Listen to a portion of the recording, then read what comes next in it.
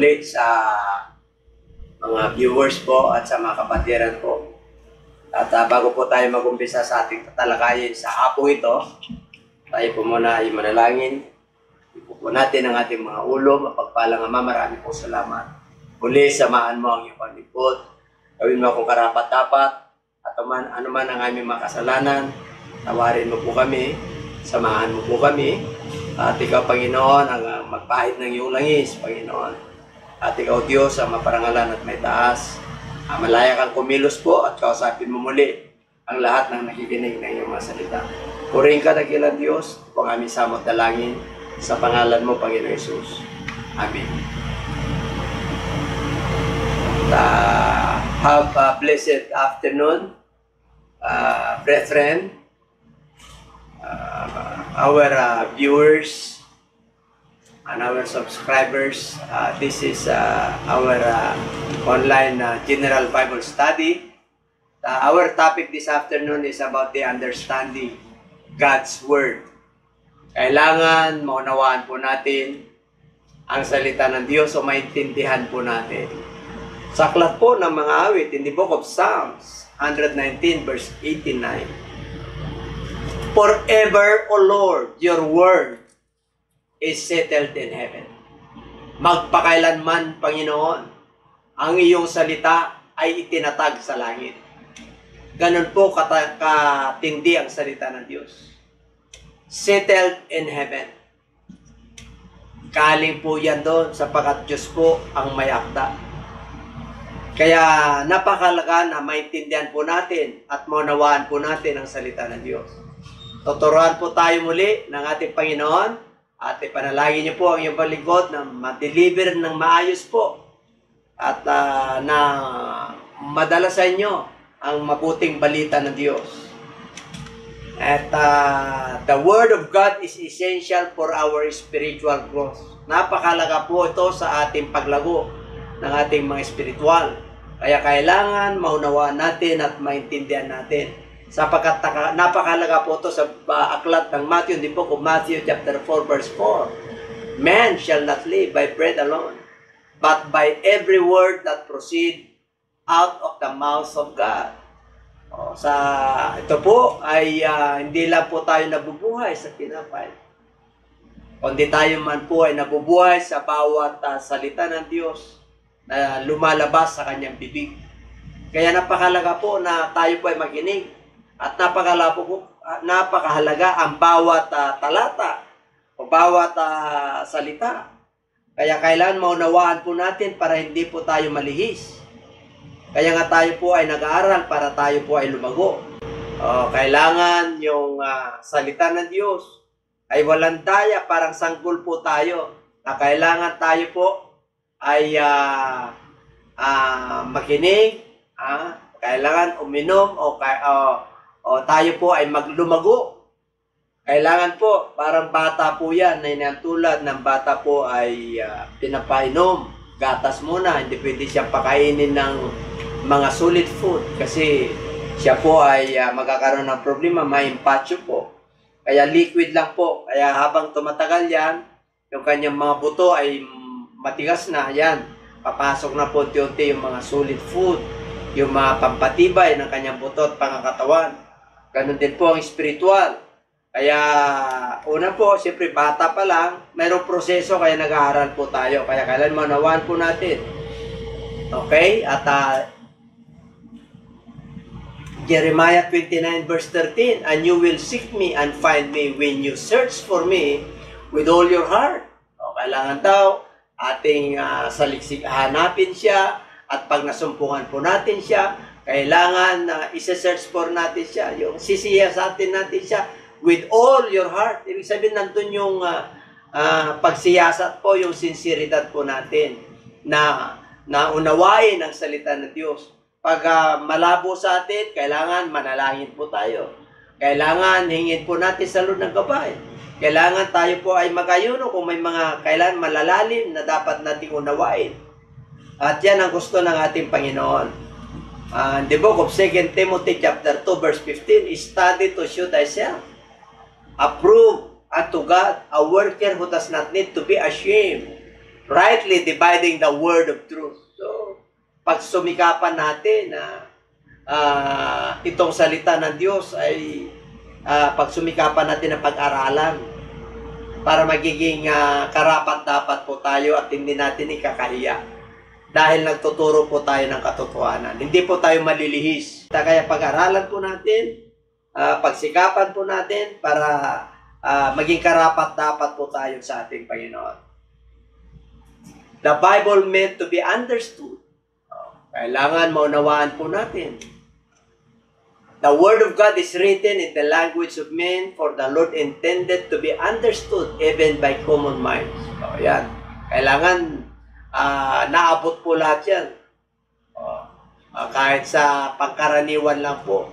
Kaya ang salita ng Diyos po ay para sa lahat. Wala pong itinatangi. Kasi inaabot po sila ng ating Panginoon. Ganon kapangyarihan ang salita ng Diyos. The Bible is only adaptive to human mind. Madaling unawain. Isaiah chapter 55 verse 8 to 9. For my thoughts are not your thoughts, nor are your ways my ways, says the Lord. For as the heavens are higher than the earth, so are my ways higher than your ways, and my thoughts than your thoughts. Kaya minsan nagtataka po tayo. Yung mga iba, talagang pagpuspos po sila ng banal na espiritu at patnubay po sila. At talagang naunawaan po nila, talaga naman masyado silang sincere, na maunawain ang salita ng Diyos. Nakakapagtaka sila na yung development ng kanilang pagsasalita. Kaya nga sa Book of Acts, namangha yung mga Pharisees, yung mga leaders of the church, kung saan nagmula ang karunungan at katapangan mangaral ng malagat ng kanilang kapanahunan. Kaya dito po kailangan, kasi iba ang thoughts ng ating Panginoon, sintaas, napakataas po. Hindi natin pwedeng limitahan ang salita ng Diyos kasi ibang kapamaraanan ng ating Panginoon. Ang Panginoon po ay kahit na nag-aral, hindi nag-aral, kahit na yung kanyang katalinuhan, tama-tama lang po. Pag siya po ang kumilos, mamamangha ka, talagang mayroon tayong Diyos na makapangyarihan. At ang kanyang salita talaga ay tinatag sa kalangitan. Makapangyarihan ang kanyang salita. Ganun po katindi kasi ang kapamaraanan ng Diyos ay hindi nating kapamaraanan. John chapter 5 verse 39. Ang sabi ron, saliksikin ninyo ang kasulatan. You search the scriptures, for in them ye think you have eternal life, and these are they which testifies of me, says the Lord Jesus. Kaya ito yung kasulatan na to ang nagpapatotoo sa kanya. Kaya sabi, nasusulat, the fulfillment of the law. Kaya kailan unawain po natin? Kaya maraming nalilihis minsan, kasi po, kulang sa pagkaunawa. Kaya nga sabi po ng Book of Hosea na my people perish because of lack of knowledge. Gusto ng Lord na yung kalaman po natin sa kanyang salita ay talagang hindi kulang para hindi po tayo malihis. Kaya sabi niya, search the scriptures. Kailangan dili-dilihin natin to. Kailangan pag-aralan po natin ito. At ang Diyos po ang mangusap po sa atin. The scriptures interprets the scriptures. Ang ibig po sabihin niyan, ang nagpapaunawa sa banal na kasulatan, ay dito rin matatagpuan kung meron kang mga katanungan, ang sagot din dito po, sa kasulatan din. Yung mga hinahanap po natin na minsan malalalim o matagal na po nating hinahanap. Minsan, tinutugon din po dito rin sa kasulatan. So, the scriptures interprets the scriptures. Lagi ang pinaka-common denominator po natin sa ating mga desisyon ay itong salita ng Diyos. Maging dito po sa batas ng tao. Ang pinagbabasihan po nila dito ay ang batas ng Diyos. Kasi ang batas ng Diyos na itatag sa langit. Galing talaga sa Kanya. Kaya Sa Book of John, naalala ko po yung sinabi po sa Book of John na kahit na imbag yung mga ginawa ng ating Panginoon na hindi kayang punuin ang karunungan ng bundong ito. Kaya may hiwaga ang salita ng Diyos. At pag tayo po ay nakasunod, pangako naman ng Diyos yan, ay magiging matalino po tayo. Kaya ang sabi po sa the book of Psalms 19, verse 7, the law of the Lord is perfect. You know, converting the soul. The testimony of the Lord is sure, making wise the simple. Ang kautusan ng Panginoon ay sakdal. Perfect. Walang kapintasan yan. Na nagsasauli ng kaluluwa, ang patotoo ng Panginoon ay tunay. Yung converting the soul. Yung kanyang buhay. Talagang may pagbabago. Kanyang katindi. The testimony of the Lord is sure. Diba? Ang kanyang mga patotoo ay totoo. Patotoo ng Panginoon ay tunay na nagpapantas sa hangal. O biro nyo, yung simple magiging wise. Ibig sabihin, pag ito po ay nagpasimula tayo na magsaliksik at magpasimula po tayo na may takot sa Diyos. Sabi po ng Book of Proverbs, the fear of the Lord is the beginning of wisdom. And the knowledge, para magkaroon tayo ng kalaman, is understanding. Yun, may pagkaunawa po tayo. Doon nagpapasimula ng karunungan. Kaya, the testimony of the Lord is sure, making wise the simple. Po. Kaya, napakaganda po. Matthew 28:19, go therefore and make disciples of all the nations, baptizing them in the name of the Father and of the Son and of the Holy Spirit. So, nasa Great Commission po yan. At inatasan tayo ng ating Panginoon na talagang dalhin po natin yung mabuting balita na yan para sa lahat po yan, sa kaliligtas ng marami doon sa mga nananalig sa Kanya. Acts 2:38, ito. Yung 28:19. Then Peter said, yung 28:19 kanina, si Jesus nag-atas sa mga alagad. Jesus declares, Jesus commanded the disciples to go, to teach, and to baptize, to make disciples. Then Peter said unto them, repent, and let every one of you be baptized in the name of Jesus Christ for the remission of sins, and you shall receive the gift of the Holy Spirit. Ito yung mga mabuting balita. Ito yung gospel na tinutukoy ng ating Panginoon nung siya po ang unang ministry niya. Repent or likewise perish. Repent and believe the gospel. That's why He entrusted to Peter the keys of the kingdom of God. Ito na ngayon. And Peter declares. Tinanong sila ng mga tao dyan sa 37, what shall we do? Anong dapat namin gawin? And then Peter said to them, repent, and let every one of you be baptized in the name of Jesus. Kaya napakahalaga po itong utos na ito, itong salita ng Diyos na ito. Kasi ito po ay nakakapagligtas po. Ganyang kahalaga po ang salita ng Diyos. The truth has several witness. Ayan. Marami pong mga nagpapatotoo po sa katotohanan ito. Kaya sabi po ng John chapter 8 verse 17, nasusulat, ano yun? It is also written in your law that the testimony of two men is true. Ang patuturaw ng dalawang tao ay totoo.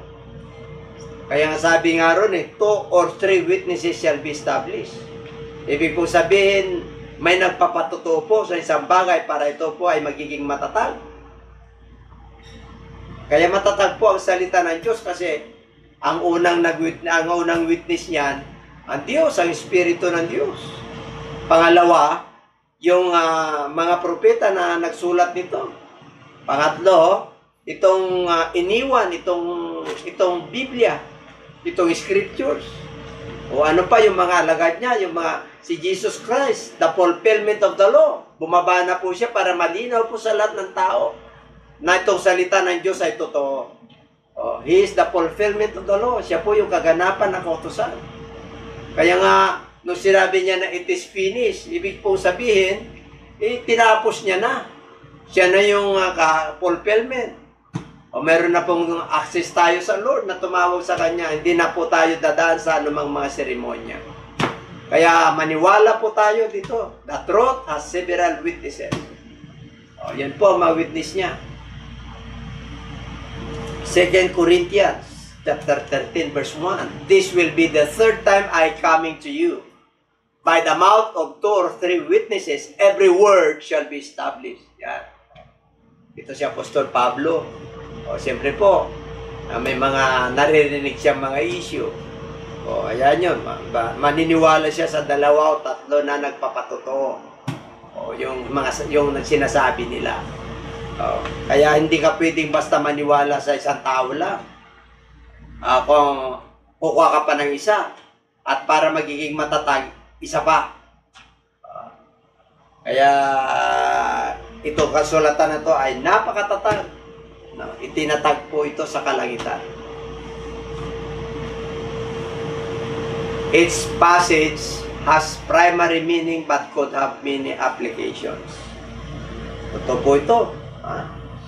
Napakarami pong ibig sabihin. Ang halimbawa po ito yung mga parables, the parables of the Lord.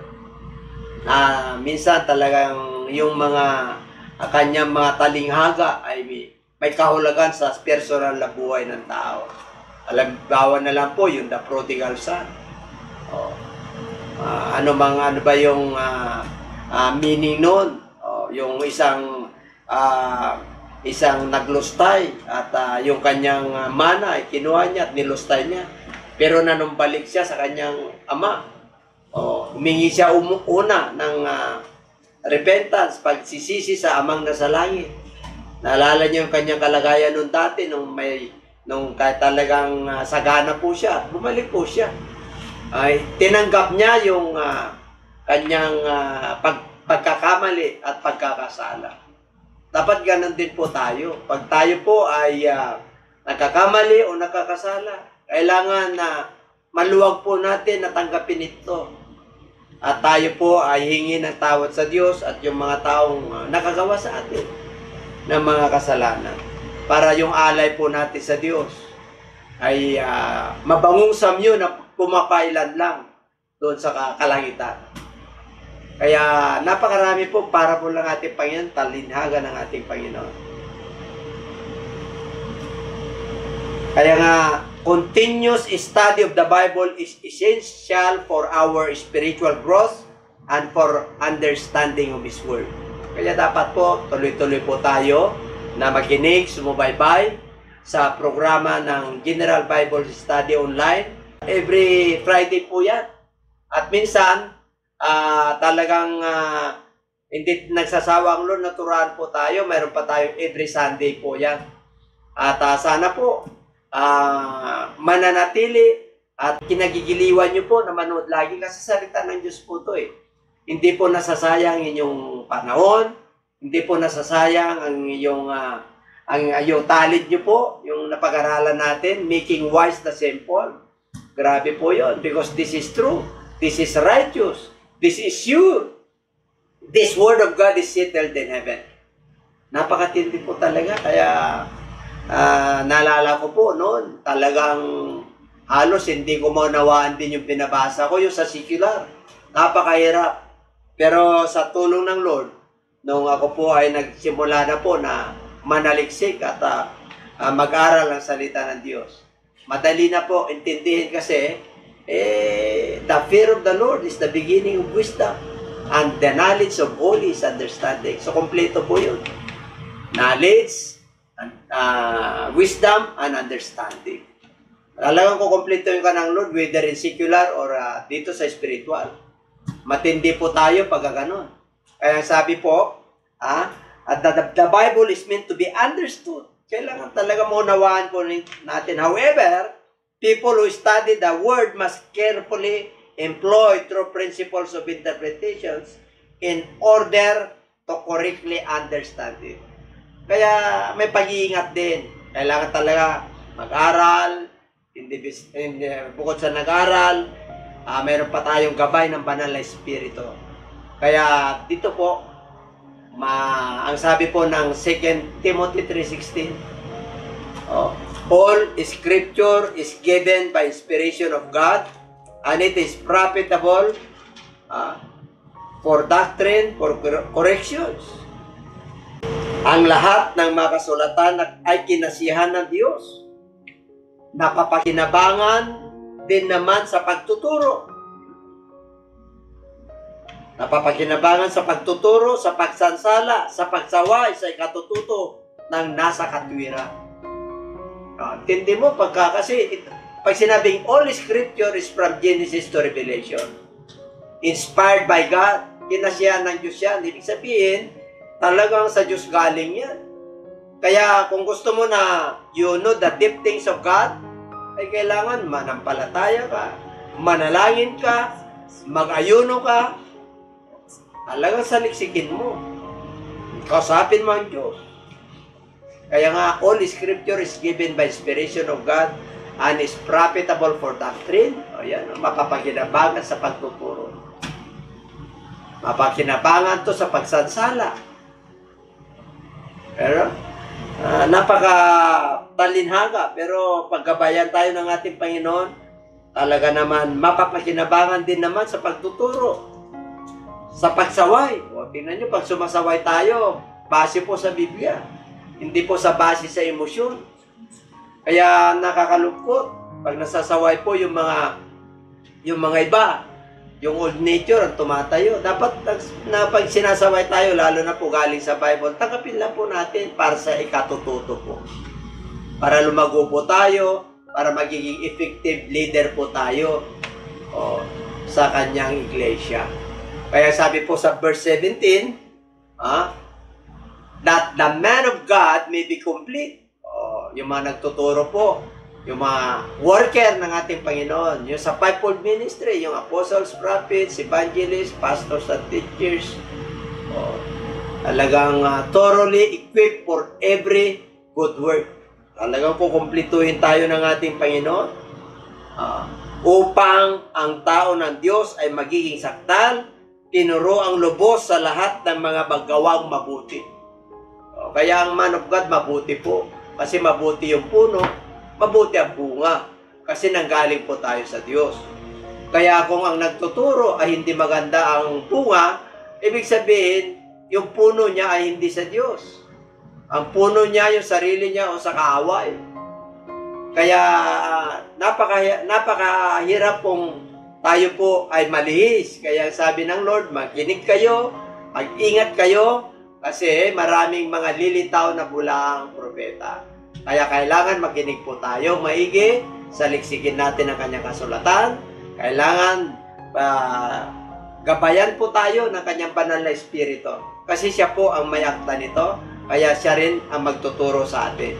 Siya rin ang gagabay sa atin, siya rin ang magpapaunawa ng kanyang salita. Kaya maraming salamat po. Sana po napagpala po tayo sa hapon ito. At tayo po ay magpasalamat sa Diyos. Purihin ka, dakilang Diyos. Salamat po kay buti mo, Panginoon. At muli, binigyan mo kami, Panginoon, ng isang katuruan kung paano po namin manawaan ng iyong mga salita. Maraming salamat po sa pagkakataon, Panginoon, na muli. Ginamit niyo po ang iyong lingkod sa social media. Salamat po sa lahat ng mga kapatiran na sumusubaybay. Ang mga subscriber po at mga viewers, Panginoon. Abutin mo po ito, saan man sila naroon. O Diyos, sa iyo po ibinabalik ang kapurihan, kaluwalhatian, karangalan. Hallelujah! Sa gawain na to. Salamat po na marami. Pagpalain mo kami lahat kung aming samot dalangin. Sa pangalan mo po, Panginoon Hesus. Amen. Amen.